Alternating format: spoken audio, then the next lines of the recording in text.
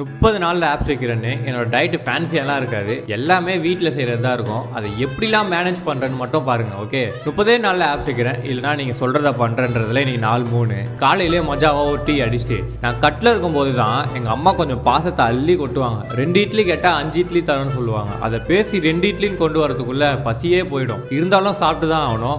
அப்புறம் லஞ்சுக்கு ஒரு 200 கிராம் லோ ஃபேட் பன்னீர் எடுத்து ஏர் ஃப்ரை பண்ணி வச்சுட்டு கொஞ்சம் ஃபைபருக்காக குக்கும்பர், அப்புறம் ப்ரீ ஒர்க் அவுட்க்கு ஓட்ஸ் எல்லாத்தையும் ரெடி பண்ணி ஃப்ரிட்ஜில் வச்சுட்டு ஒரு 250 கிராம் ரைஸு, அதில் கீரை. இதுதான் என்னோட லஞ்சு. இப்படி தான் எப்பயுமே இருக்குமான்னு கேட்டிங்கன்னா இல்லை, எப்பயுமே இப்படி தான் இருக்கும். நீ தான் கார்த்தி அண்ணனா?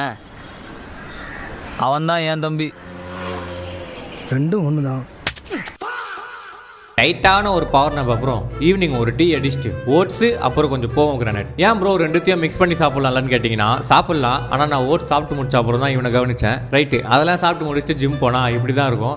இப்போ தெரியுதா நான் ஏன் ஜிம்மில் வீடியோ எடுக்க மாட்டேன்னு சொல்லிட்டு. ரைட்டு, ஷோல்டரு, ஆப்ஸு, கார்டியோ இதெல்லாம் தான் ட்ரைன் பண்ணேன். முடிச்சுட்டு வீட்டுக்கு வந்து குளிச்சுட்டு டின்னரை சாப்பிட்டு நாளை முடிச்சிக்கினேன். ஸ்டே ஸ்ட்ராங், நாளைக்கு பார்ப்போம்.